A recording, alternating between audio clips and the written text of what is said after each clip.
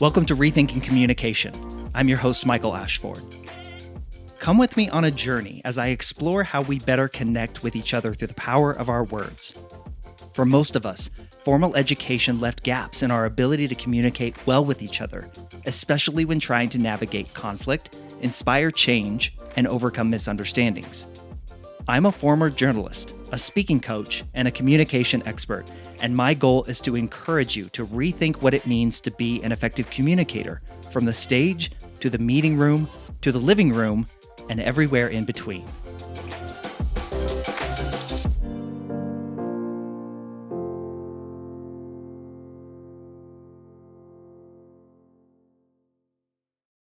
Hey friend, welcome back to the podcast.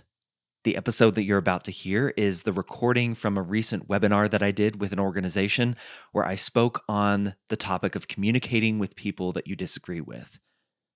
If you feel that you cannot talk to people that you disagree with, that the anger is too overwhelming, it's too maddening and frustrating, it's too triggering, I'm here to tell you, as I present in this webinar, it doesn't have to be this way, despite how unrealistic it seems. But we need to rethink how we communicate through conflict.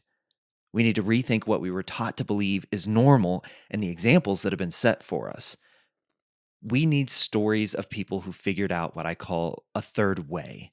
And that's exactly what I talk about in this webinar and in this presentation that you're about to hear. So it gets into how conversations get stuck, the topic of change, how to lower the temperature of heated discussions, and so much more. So I hope you enjoy.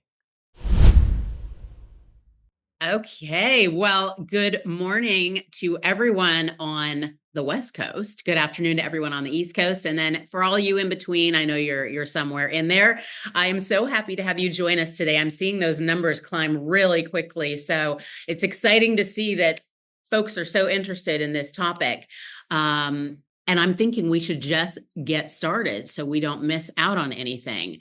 Let's take a quick peek at our today's session. So again, we're tackling conflict communication, and we're going to cover why conversations get stuck, how to lower the heat on some of those tricky discussions about important topics and issues, which I think we're all aware are happening a lot these days, how to promote understanding and find common ground, and so much more. Michael is really a pro on this, and he is a speaking and communications coach. He has spent years researching leadership communication, conflict communication, change activation, and he's really well established in this space at large. He has a podcast that you may want to check out and a book, Can I Ask a Question? Which I'm going to just tell you right now, because you're joining us today, if you use code SPRUCE on Michael's website, he will be extending 15% discount on his book, if that's something that you haven't picked up yet and you're interested in purchasing. More on that later. Thank you, Michael, for being here. Thank you, Carrie. And just to make sure you can hear me and see me okay? I All can. good? Okay. Yeah. Well, as the slide says in front of you, let's get into it. So, a tiger does not change its stripes. A leopard cannot change its spots. It is what it is. That's the way it always will be. That's the way it always has been. These are things that this man on your screen, Daryl Davis, had heard all of his life. He had heard these things about the different cultures that he lived in as his father traveled and their family traveled around to different countries as an envoy of the United States. He had heard this in particular as he came back to the United States as a young man about racists, people who looked at people like Daryl and the color of his skin and saw only that. And so when you heard about racism, when you heard about people who held these beliefs, this idea or this notion that they're racist and there's nothing you can do about it, there's nothing that's going to get them to change, they are who they are and they always will be. Daryl had heard that, but in his experiences traveling around the world and in his experiences in dealing with people from different cultures, different races, different backgrounds, he started to understand a very important point about tigers and leopards. And that is A tiger and a leopard are born with their stripes and spots. And so, yes, of course, they are unchangeable. But a racist is not born a racist. It's a learned behavior, Daryl told me when I interviewed him. I'm a former journalist. I love interviewing people. That's how I've spent a lot of time in this world, interviewing people to understand how we find common ground, how we approach differences and disagreements through a different lens than what we feel compelled or pulled to do. And this idea that a racist is not born a racist, it's a learned behavior, stuck with Daryl so much that another question began to enter his mind. How can you hate me if you don't even know me? Now, this question drove Daryl so much that he had to find out the answer. And who better to ask this question of than the people who hated Daryl, even when they didn't know him? So, what Daryl did is he would go and intentionally seek out members of the Ku Klux Klan, members of neo Nazi organizations, to sit down and have a conversation with them and ask them, hey, how do you see me? How can you hate me if you don't even know me? Through this approach of sitting down with people across from him who have publicly professed to despise Daryl simply and solely based on the color of his skin and have assumptions and opinions about him and who he is and how he moves about the world, Daryl has helped over 200, that number is actually closer to 250 now, 250 almost, people to leave the Ku Klux Klan and other white supremacist organizations.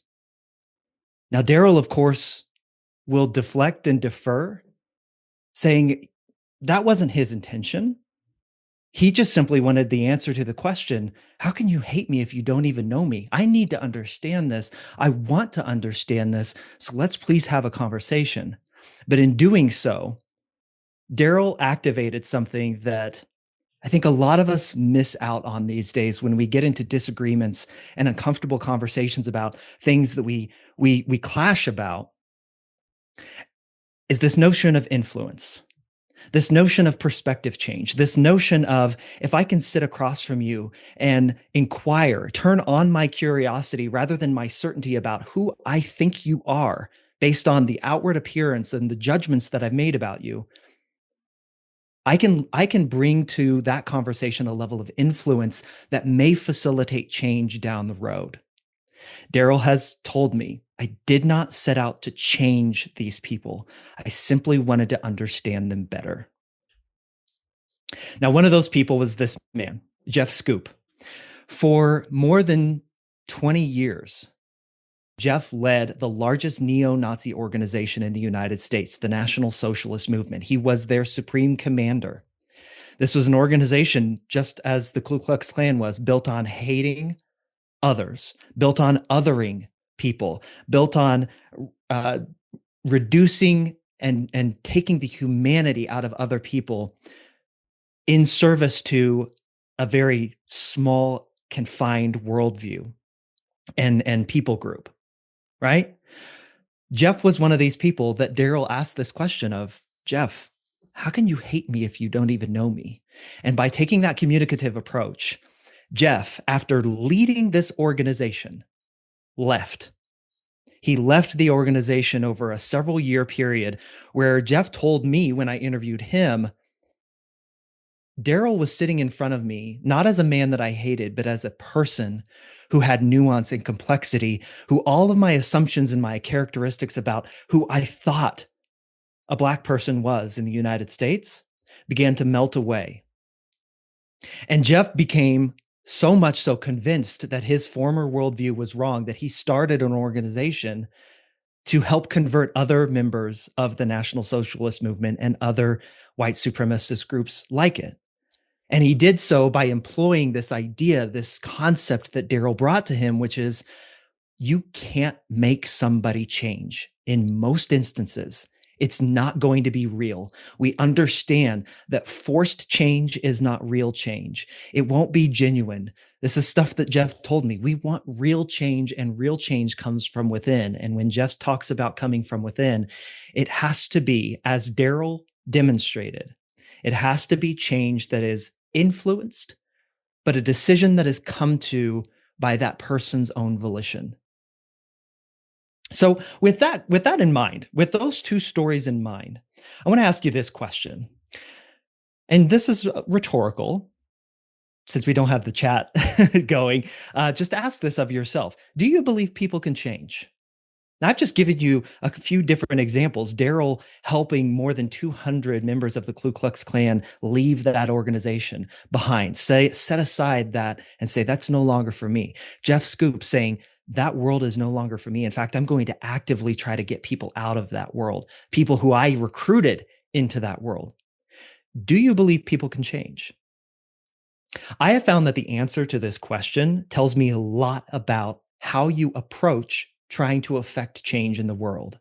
Because if your answer is no, people cannot change, consider how you might show up in the world when you find yourself in disagreement with someone, when you find yourself in conflict with someone, believing that that person can't change. How might you wield your influence, your actions, your words in the direction of that person? Versus if you believe people can change, as I believe everyone that I've ever asked this question of has told me that, yes, I believe people can change. How might you show up in the world? How do you want to change? How have you changed your own beliefs in the past? Well, one of my favorite quotes on this comes from the author and leadership coach, John C. Maxwell, when he told us that people hurt in 4 different seasons. They change, or excuse me, they don't hurt in 4 different seasons. They change in 4 different seasons. When they hurt enough, they have to. When they see enough, that they're inspired to. When they learn enough, that they want to. And when they receive enough, that they're able to. Now, taking that previous question, can people change? Do you believe people can change? And going back to that answer that I just gave you of how might your approach to change differ based on your answer to that question, how do we tend to approach getting others to change? It tends to be on the hurt side. We try to force change. We try to see somebody in front of us and we say, I don't believe what you believe. My way is the right way. My way is capital T truth. So I've got to bend you to my will. That tends to come out through facts. We think this person just doesn't know enough. This person doesn't see enough. This person doesn't have all the information that I have. And so I'm just going to just hit you over the head over and over and over again. Going back to that John C. Maxwell quote, I'm going to hurt you so much. I'm going to make sure that you realize how stupid you are by not knowing this information, that you have no choice but to change. What happens more often than not is you experience a backfire effect. Studies have shown that people with deeply held beliefs, when met with facts that directly and irrefutably oppose their view of the world, they will dig in more. It has a backfire effect. They will say, nope, I reject that information. In fact, I believe what I believe even stronger now. So these cannonballs of facts that we're lobbing at people just get deflected away and have no effect. Facts don't solve fights, as Dr. Leanne Davey once told me. We have this approach of the total victory fallacy, that in order for a conversation to be a fruitful one that affects change, one that is pushing the conversation in a positive direction, I have to completely and totally win the argument. It is when we take a certainty mindset into the conversation and we say, the only way, the only outcome where this is a positive outcome is when I can claim total victory, and arguments, discussions, disagreements are seen as something to win rather than something to explore.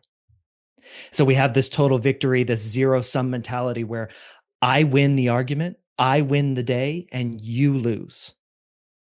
And it negates the nuance and complexity of a lot of conversations, of a lot of disagreements. It keeps them very surface level, and it shuts down any sort of positive movement forward. Because I typically am of the belief that some movement forward, some progress forward, while it may feel messy and immoral perhaps at times, is still better than doing nothing at all. We also try to present these false duality of choice, where for one thing to be true, something has to be wholly wrong. This is a spinoff of the total victory fallacy, where we give people a false duality of choice, where in disagreements, we say, perhaps we're arguing with somebody about immigration at the US southern border. And we say something to the effect of, well, you believe that we should have looser immigration policies. So you must think that we should just let anybody into the country who wants to come, no questions asked. That's a false duality of choice. Or we might say to somebody else, well, you support gun ownership, so you believe that we should do nothing about school shootings. That's a false duality of choice, and it reduces the complexity of a very deep and personal and often moral argument down to its very, very basic linear choices that more often than not do not exist. In almost every circumstance, there is a third way, there is a fourth way, a fifth way, and these false duality of choices that we give people put people into a defensive mode where they have to defend this false duality that you've given them rather than approaching the argument or the disagreement from a place of, like I said earlier, exploration. So, all of these things can be summarized in a couple of my favorite quotes from folks that I've interviewed. This is Carla Johnson. She's an author, she's a speaker. She realizes that this backfire effect is a very real thing when she says our push to insist other people listen to what we have to say. Just listen, and then finally you'll see it my way.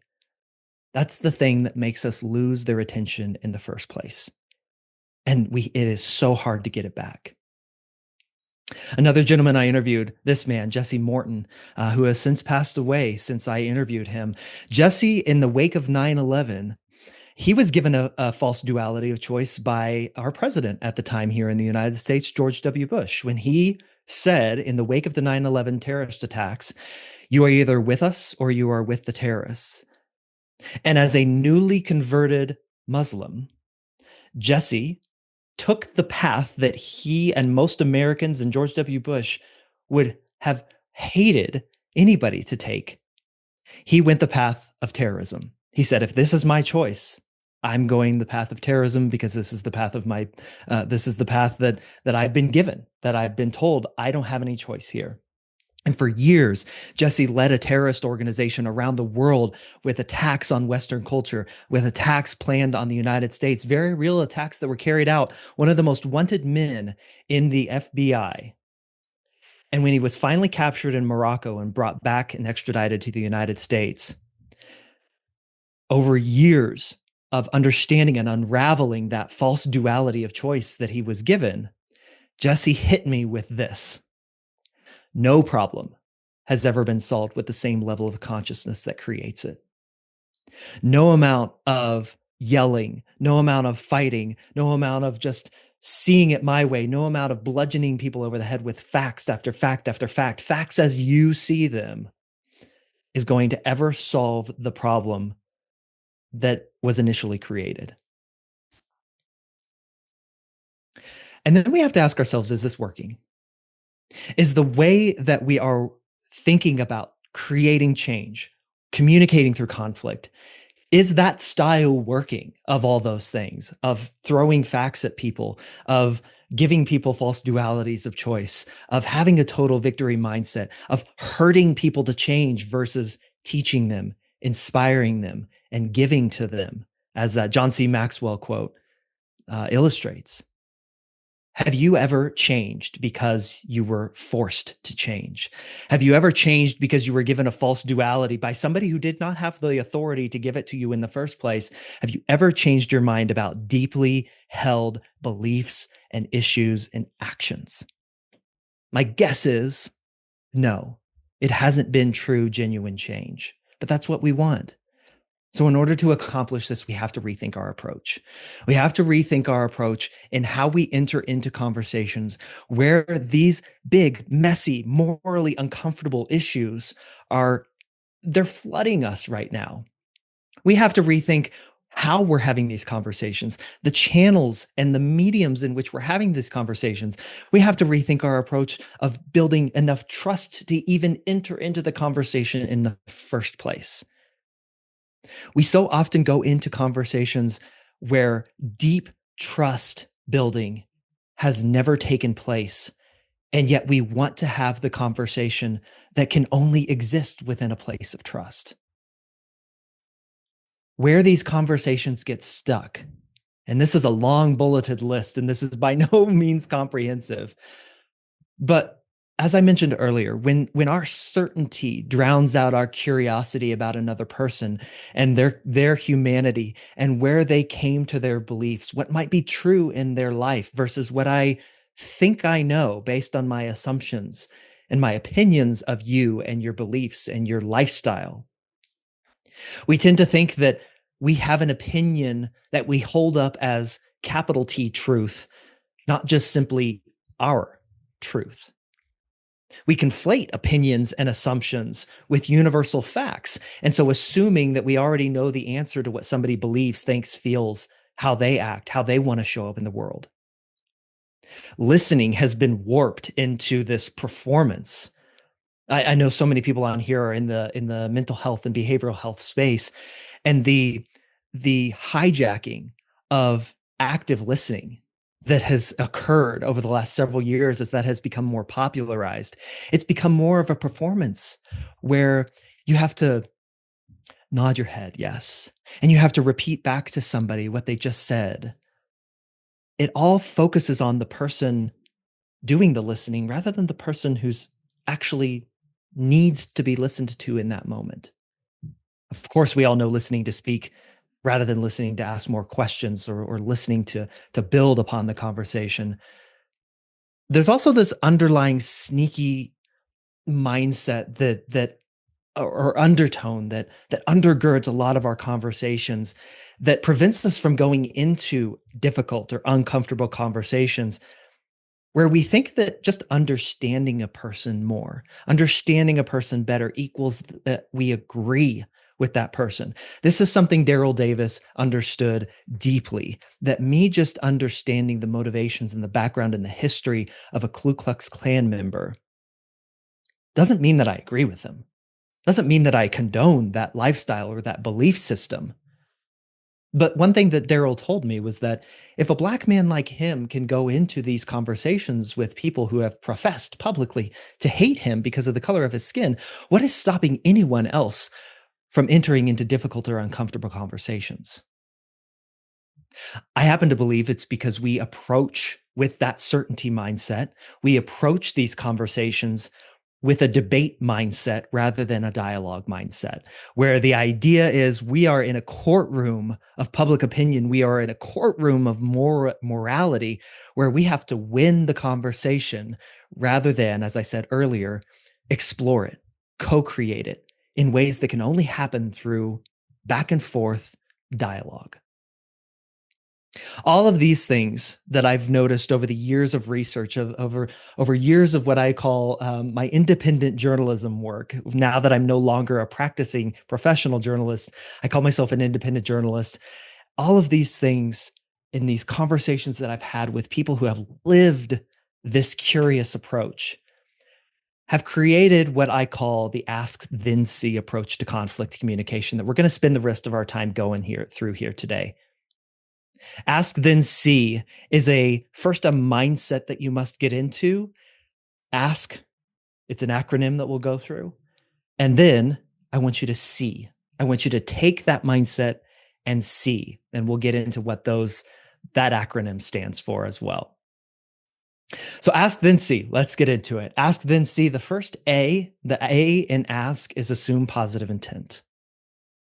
One of the most difficult things for us to do when we see somebody we disagree with, when we get into a conversation with someone we disagree with, is we assume that they have malicious intent. We place our morals over the issue, and we say anyone that disagrees with my moral stance must see me as an enemy, or I must see them as an enemy, and their disagreement with me has malicious intent. One thing that I would encourage us to do as we assume positive intent of others, as one psychologist told me, we all have the same basic moral undergirding, and that is to see those we love and ourselves safe and cared for. In the world where we begin to splinter is the world where we begin to see those people that we love not taken care for, not protected, not provided for. And so what if we saw those people not as having malicious intent, but instead, what if we saw them as scared? How might our approach to the conversation be, even if we know that it's not true, if we approach them as if they are someone who is scared, how might that change your approach to a difficult or uncomfortable conversation? I want to bring to light the story of Ashley Vanderbilt. I interviewed Ashley right after the election of 2020 between Joe Biden and Donald Trump. At the time, there was a lot of conspiracy theories going around. There was a lot of people in I forget what the large conspiracy theory was. Anyway, Ashley was part of that group. There was a very large conspiracy theory that Trump actually was going to take back the election, even after the election had been decided upon and voted on. He was actually going to puppet master behind the scenes. All of these child predators were going to be exposed. I mean, just over and over again, all of these conspiracy theories digging deeper and deeper. And Ashley joined in. Ashley was part of that. Ashley, full lock, stock, and barrel, was part of that. She was on internet message boards. She was seeing all these things that were going to happen, in particular that Trump was going to retake power. And when that didn't happen, that worldview around her started to crumble apart, and she started to ask herself some questions. And as I interviewed her, she came to this realization that she was, as you see here with her child in her arms, deeply scared. These conspiracy theorists had gotten to the point where they had attacked her humanity as a mother, and that was what stuck with her. She told me this quote. I would say a lot of people in this conspiracy group, if not a majority of people in there, are being as crazy as they're being because they're scared out of their mind. And if you could just have a little bit of compassion and have open communication with them without making them feel like they're crazy or wrong or anything, see why they believe what they see. And eventually, she left that conspiracy theory, that conspiracy group behind. As she recounted to me when I interviewed her, and she was on CNN talking about her leaving this as well, it always came back to this. She was scared.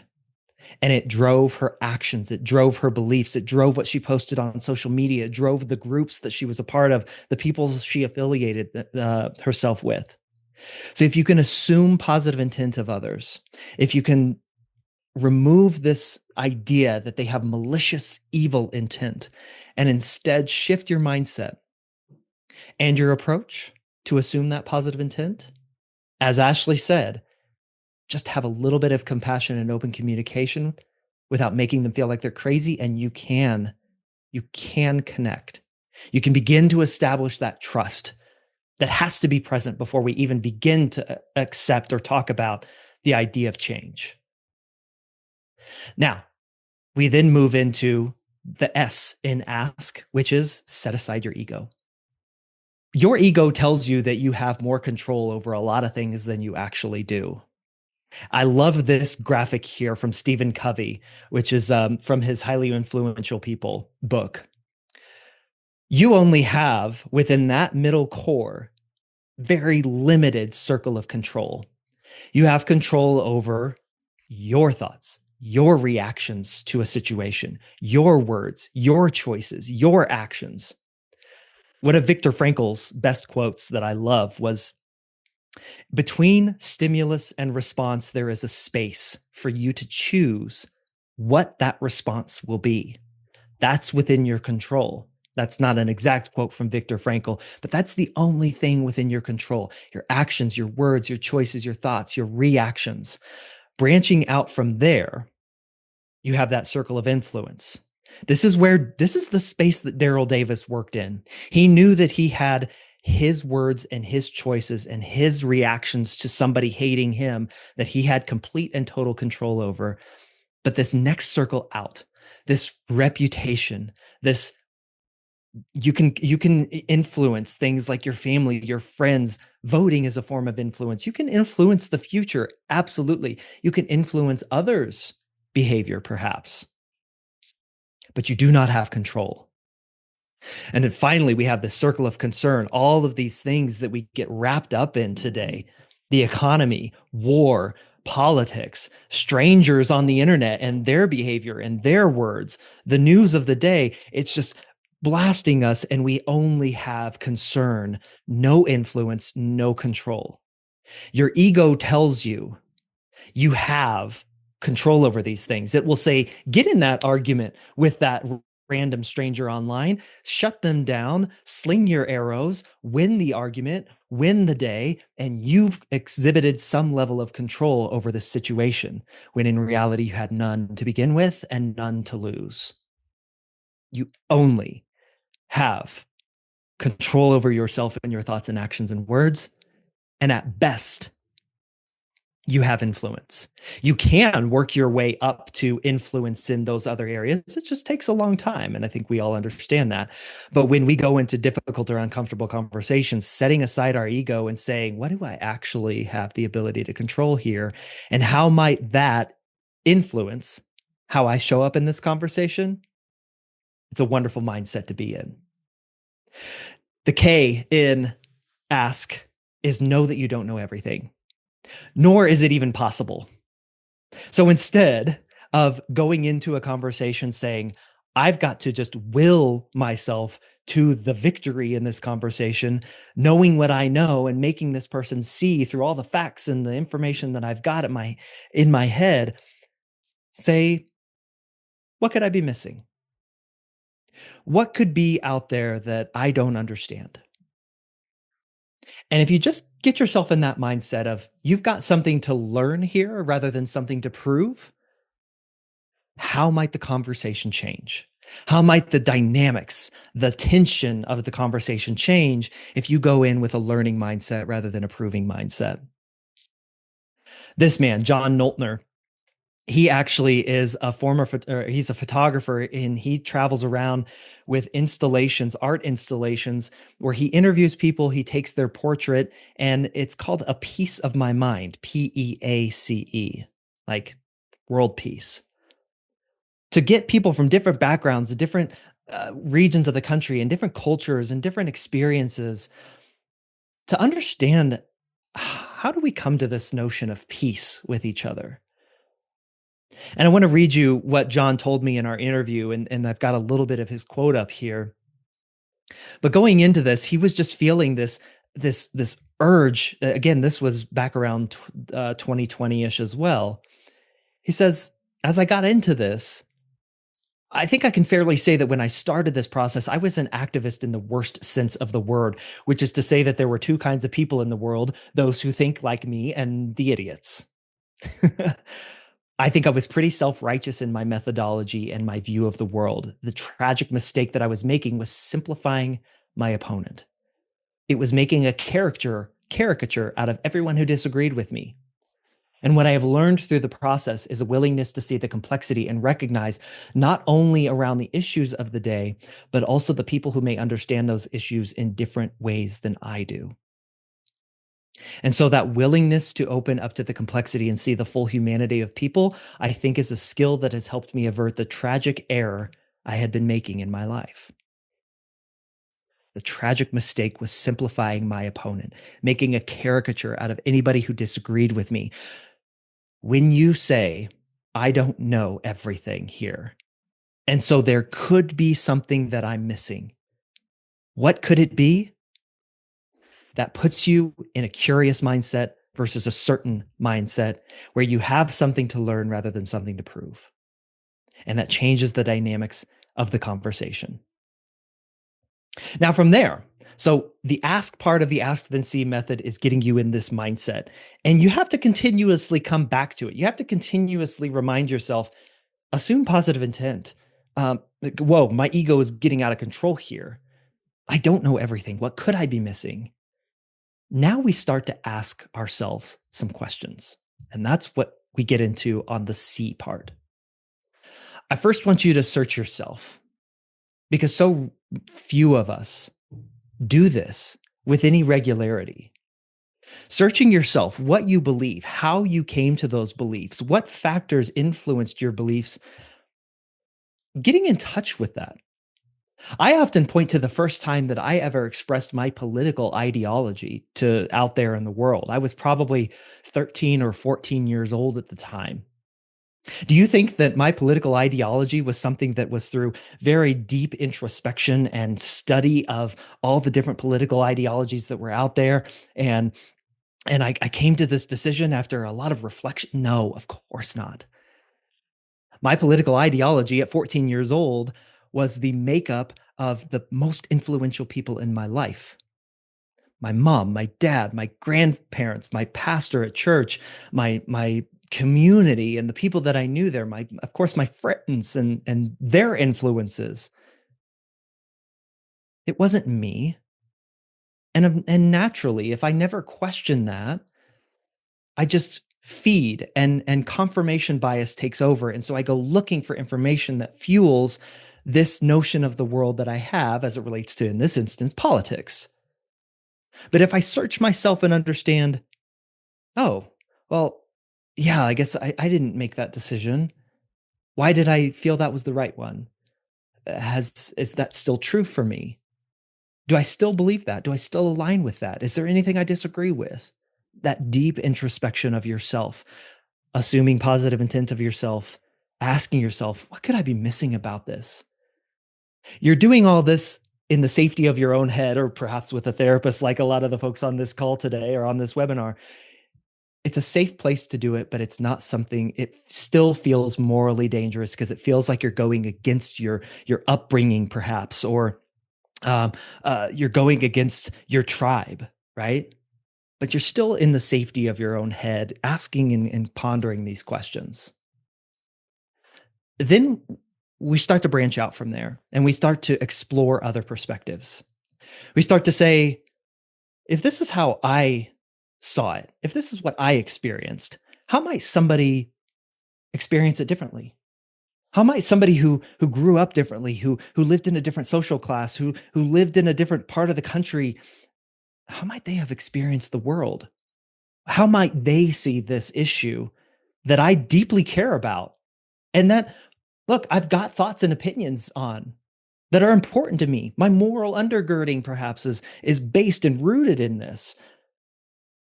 But let's just still stay in our minds and think to ourselves, ask ourselves questions. Well, how might somebody see it different? I want to tell you a story about two trains. I grew up in a little town in Kansas called Bonner Springs, Kansas. It's right outside Kansas City, Kansas. And yes, there is a Kansas City, Kansas, and a Kansas City, Missouri, for those of you who are not aware. But I had family in a small southeastern Kansas town called Independence, Kansas. And this train on the right side of your screen, train 1050, is in the Independence City Park. And it's an old decommissioned train steam locomotive that is in the park and kids can play on it and act like the conductor and just great time. I spent many summers at this park playing on locomotive 1050. Now the train on the left is from another small Kansas town. It's called Arkansas City, not Arkansas City, Arkansas City. And it is train engine, what do you see there? You see 2542. I don't know what it is about small towns in Kansas. We like our old decommissioned steam locomotives, apparently. But same idea. It's in a park, decommissioned. Kids can get on it, play on it. It's a great time. I've taken my kids to the one in Independence on the right. I had that experience as a small child growing up, playing in a park in small town Kansas on an old steam locomotive. There was a man that I interviewed. His name is Corey Yeager. He grew up in Arkansas City, so he has the experience of playing on that train on the left. Now, here's the thing. I grew up in Kansas, white, middle class, suburb of Kansas City, would vacation or visit family down in Independence, Kansas. Corey was the only black man, or not the only black man, was a member of the only black family that he really knew in our Kansas City. Not a big city, not a big town, but his family was the only black family in town. And so while we both have this shared experience of playing on these decommissioned locomotives in these small town Kansas parks, as I interviewed Corey, I thought, how is my experience different than his? How might my experience have differed playing on those steam locomotives in those small town Kansas parks? Knowing that our backgrounds and our family histories and our setting was so different for each other. This is what I'm talking about. I didn't have to interview Corey to understand or ask those questions, but it certainly helped. And it can certainly help remaining in the safety of your mind and just considering, even when I disagree with this person, how might they have approached or experienced this same issue based on their upbringing, where they lived, their religion, who they were friends with? Great questions to ask. And finally, the final question, or the final E and C, is exchange your curiosity with another. And this is where I, as a journalist, I default to question asking. I default to this, but this is where our conversations go awry. When we actually get into the conversation with somebody and we have to start speaking out loud, we can't set aside the questions that we've been asking in searching ourselves and exploring other perspectives. Because there's this little problem in psychology called the problem of other minds. Look, some people believe you are a mind. You are nothing but a mind walking around in this flesh bag of bones and organs, right?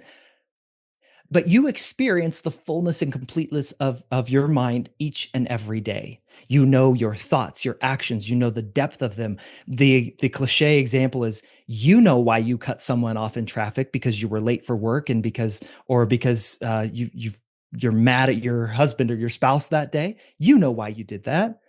But when somebody does it to you, we don't know the fullness and completeness of that. Your experience of someone else's mind is based on assumptions and inferences, and we are biased towards ourselves. And so, how do you gain a richer understanding of someone else's mind? You have to ask them questions. This is why I talked about active listening earlier. The best way to listen is to ask more questions, because what do you have to do to ask another great follow-up question? You have to listen. And the only person in the world who knows if you're truly listening or not is you. But you can do something to prove to the other person that you are listening by asking them questions that advance the dialogue. Asking questions like, how did you come to believe that? Can you please help me understand? What led you to that decision? What's been true in your life that you believe the way that you do on this issue? I would love to understand. I don't agree with it, but I want to understand you and where you're coming from.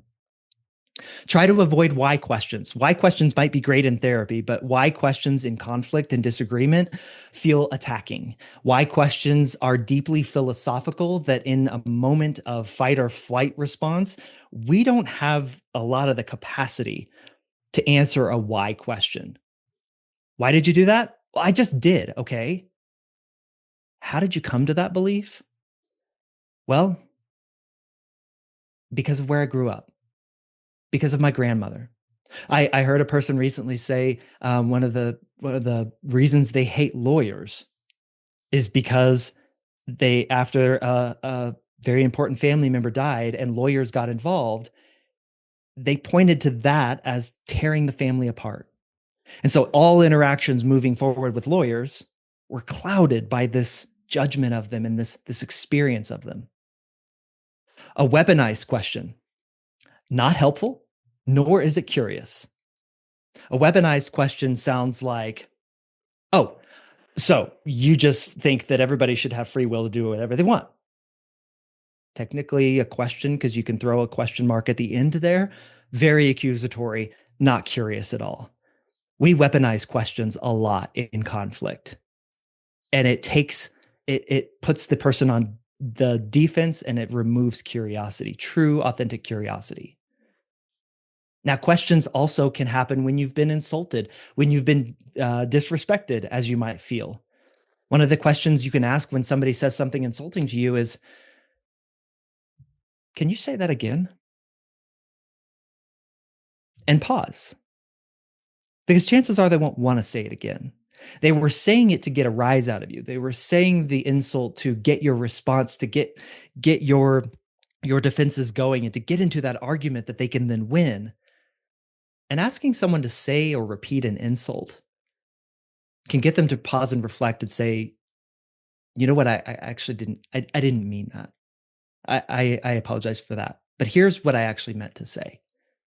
Or if they say something like that, pause. Did you say what you just said to hurt me? Did you say what you just said thinking that it would offend me? Was that your goal? And again, your tonality, the way you ask, the way you use silence, the way you pause, this matters. But the questions themselves help.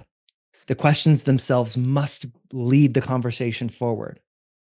They must also allow someone to keep their dignity. This is the hardest part of conflict, allowing the other person to keep their dignity, even when you feel your own is being attacked. One of the undergirdings of change, one of the undergirdings of conflict and our resistance to it is this idea of sunk cost. We have poured so much effort into this belief, this lifestyle, this way of thinking, this way of moving about the world, that to change feels, as I mentioned earlier, it feels disingenuous. It feels like I'm a liar. It feels like I'm going against my tribe. It feels like I'm going against my morals.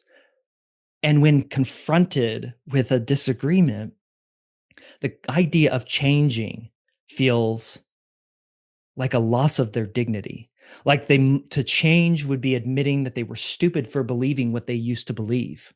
And look, that might be true. That might be true.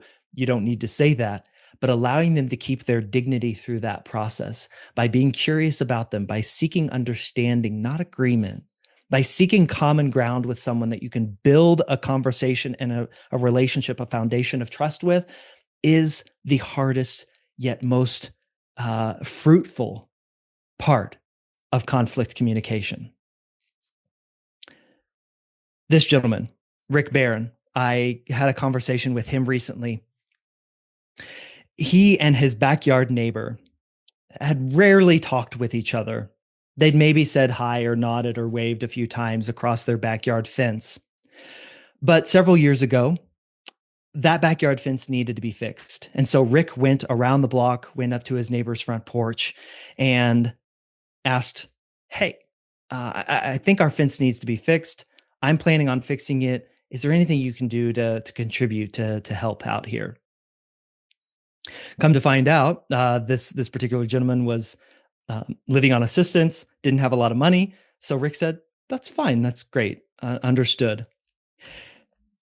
But then Rick noticed a military flag flying in his yard, and he said, hey, did you serve? And he said, yes, I did. And I forgot to mention, this guy was standing behind his very, very opaque screen door, so Rick could barely see him. But when he asked that question, hey, did you serve? The man stepped out onto his front porch and said, yeah, I did. And Rick said, me too. And the two men started to conversate and talk and get to know each other a little bit more. Now, it's important to know Rick is on the left, and this other gentleman, we'll call him Tom, he's on the right. That came out in that conversation, and they kind of left it surface level from there. It was right before or during the election of 2020. Then in 2020, in March, at about this time, 5 years ago, as we're having this webinar, something happened. COVID shut the world down. And if you remember, a lot of neighborhoods would congregate in the street, socially distanced, 6 months apart, just to have some sort of interaction with other people. And Rick shouted over the fence, invited Tom over to this block party to sit down and just have a conversation with another human being, get out of the house. And they started going back and forth over a few beers about the election, about what was happening with social distancing and COVID, and having a conversation. And Rick was just asking questions. Well, why do you believe that? Why do you believe that? Why do you believe that? And he was using why questions there, but they were in that space to ask why questions. And finally, Rick said, well, here's actually what I believe. Here's how I see it. And the two men started going back and forth again there. And finally, this gentleman, he said, well, Rick, how do you see me? And that conversation opened up a deeper relationship that led to these two men are now best friends, even though they disagree with each other. And that's the point here. You cannot rush in to change someone's mind. Going into conversation through conflict with a goal of changing someone's mind rarely, if ever, works. What you can do is change their perspective. By being curious about them and offering your view of the world at the same time, you can change perspective. That is absolutely a noble and righteous goal. You cannot change someone's mind. This movie, The Other Side of the Hill, I spoke with the director of this movie, this documentary, about these two sides coming together in Oregon over climate change and what actually happened. And I know I'm getting close to time here, so I'll kind of run through this. Speaking the same language, building trust led to people adopting environmentally friendly policies in Eastern Oregon that was heavily right-leaning. People from the left side of the state came and visited. They got to talking to each other. They spoke the same language. And eventually, these environmentally friendly policies generated so much income for the communities there in Eastern Oregon that they built a new library, a courthouse, a school, a senior center. Every graduating student from their high schools got a college scholarship. And annually, the money from these environmental policies and implementations give every family within the county a Christmas gift. And that gift is money, real money from the dividends. James Parker, the director, said, let's shift the mindset from fear, despair, believing people that have malicious intent, having no common ground, to this place where we're all sitting at the table. And that's the thing about change. To make it happen, for it to occur, for it to even be accessible to people, you first have to think, what question could I ask that could actually help bring about real change? Very briefly about me, as was said earlier, two-time TEDx speaker. I'm a head speaker coach at a TEDx event, a podcaster. I'm the author of Can I Ask a Question, where I cover a lot of these stories that I shared today. And as I said, I'm an award-winning journalist and speaking and communications coach. Your next steps, if you want to learn more, Carrie commented that the book is available on my website. You can get a signed copy, and it's 15% off if you use the code SPRUCE, all caps. You can also get it on Amazon if you want it a little bit quicker. But please connect with me on LinkedIn. Let me know what your thoughts were on this conversation that we had here today, or this presentation. My website is michaelashford.com, and you can always email me at michael@rethinkingcommunication.com. With that, Carrie, I will open it up to questions. Amazing. I would encourage you to just go back that one slide so people can have that info up in front of them while we have a couple minutes for questions. Your content was so good, I could not interrupt you. Oh my gosh. Michael, thank you. Mind blown. Loved it. Let me dig into these real quick while we still have a few minutes left. So something came in a little earlier on in your presentation, and this person said, diversity work that they've been involved in has moved away from setting that ground rule of assume positive intent, because some of those engaging in our education and responding to our activism have proven again and again that they don't, in fact, have positive intent. So we don't ask others or ourselves to function under that guidance. What do you think of that? And what do you think we should do about that problem?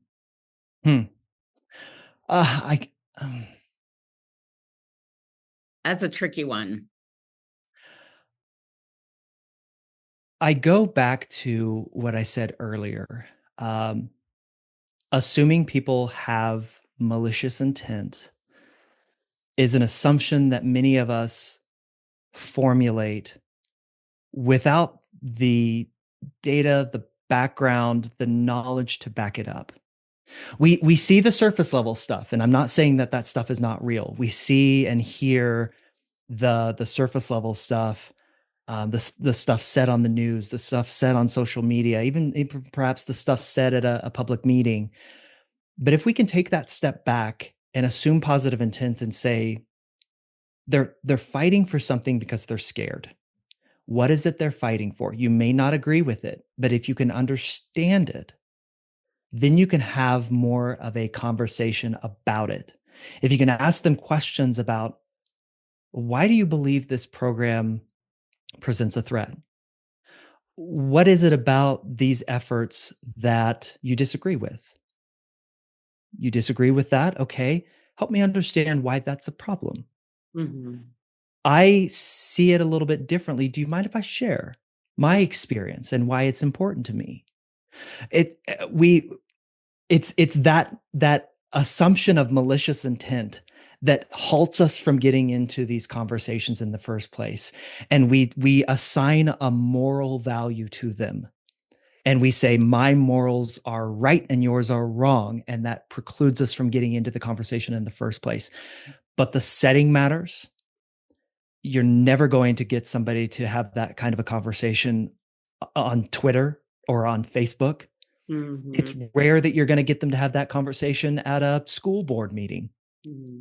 But if you can invite somebody who's just said something inflammatory, perhaps, or inflammatory that you've seen at a school board meeting, for instance, or a work meeting, you can say, I really want to understand your views on this. Can you and I have coffee?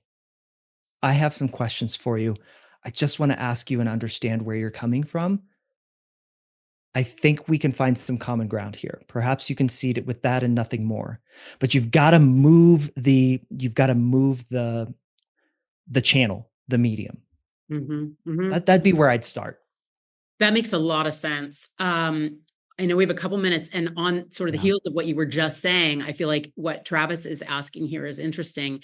He's saying, what is your opinion on the influence of technology fracturing relationships? I can see this being a beneficial tool, but then individuals, us, retreat into our algorithmic echo chambers. Have you considered including education about the purposefully addictive components of new tech and how the byproduct is often relational rupture? That's a good phrase, It is relational rupture. good. Yeah. Mhm. Because I've seen it happen. Yeah. I've seen relationships, long relationships, completely destroyed Mhm. over a Facebook post or an Instagram post, Mhm. where the goal the goal was not to protect the relationship first. The Mhm. goal was to win the argument and be right, Yeah. be certain. And absolutely, technology feeds into that. I should include that in here. You're absolutely right, because there is a facelessness Mhm. to a lot of the technology that we have these days, that even when I deeply know that person, I grew up with that person, I'm best friends, I lived across the street with that person, they say one out of pocket thing on Facebook and suddenly I hate them. Right. Suddenly I'm posting, if you disagree with me on this issue, unfriend me now. I Right. think we've all seen that. Yeah. Strive to protect the relationship first and understand how that will change your approach. Absolutely. Absolutely. Algorithms feed negative energy. It has been proven that negative content is spreads exponentially faster than positive. Mhm. Understand the medium that you're in, and if it is the place to have that conversation. Protect the relationship first, Yeah. please. Such good advice. I know we are really up on time, but I will say that Yeah. we've got a lot of folks thanking you for this amazing content. I've had a couple folks asking for the acronym Ask Then See to be shared, which I can share in my follow-up email to all of you later today. It will also include the replay link. So if you miss something, don't worry. Let's see. I have some folks saying they're going to buy the book. I know I It's will. very short. It's very It short. I is. promise it's not a long read. And I Yes. cover everything about Ask Then See in that book. Oh, brilliant. Well, good. Yeah. We just two birds, one stone. I just have to thank you again, Michael. This has been an incredible session. I have to admit, this is maybe one of the first times where I have actively listened through the entire thing. I'm often multitasking. I Thank wasn't you. because what you shared was so impactful. I think everybody feels the same way because everyone stuck with us for the entire hour. So thank you so much for your time. You have incredible insight and you're an excellent storyteller. I can't wait for you to connect with us again. So thank you. Thank you, Carrie. Thank you, everyone. I appreciate you. Have a wonderful rest of your day. Thank you. Take good care.